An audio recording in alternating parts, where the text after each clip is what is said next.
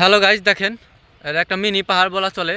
এই মিনি পাহাড় আইছে বাইক, এক ভাই রাইডার, সে বাইক নিয়ে আসছে দিক দিয়ে যে নামাবে নিচনে।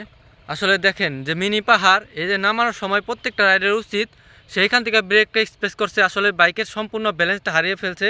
হারিয়ে ফেলার পরে দেখেন শখের বাইকটা ভাই কীভাবে পড়ে আছে। একটা দুর্ঘটনা ভাই একটা সেকেন্ড লাগে না হইতে।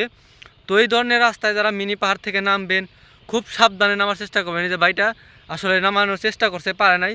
কিন্তু আসলে দেখেন ডালটা কীরকম ডাল, একটুখানি ডাল না, দেখেন গাইস এত পরিমাণ ডাল এই জায়গাটা, মানে সে ব্যালেন্সটা কম রাখবে করে এখানে নামা উচিত।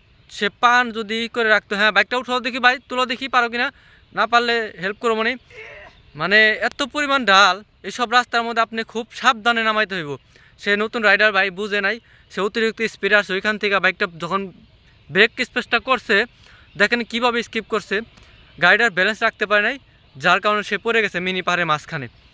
তো এত পরিমাণ ডাল দেখেন, পাহাড় কী পরিমাণ, এখান থেকে বাইক কি নামা সহজ? মুখের কথা এতটা সহজ না ভাই। আস্তে আস্তে আস্তে আস্তে আসেন। তো এই ধরনের ভুল কেউ করবেন না, সকলেই সাবধান। যারা এই ধরনের রাস্তায় রাইড করতে আসবেন অবশ্যই একজন প্লেয়ার নিয়ে আসবেন, আর মাস্ট বি খুব সতর্কতার সাথে রাইড করবেন। হেলমেট ছাড়া রাইড করবেন না, একটাও হেলমেট নাই, হেলমেট ছাড়া রাইড করবেন না। দেখেন কতটা ডাল।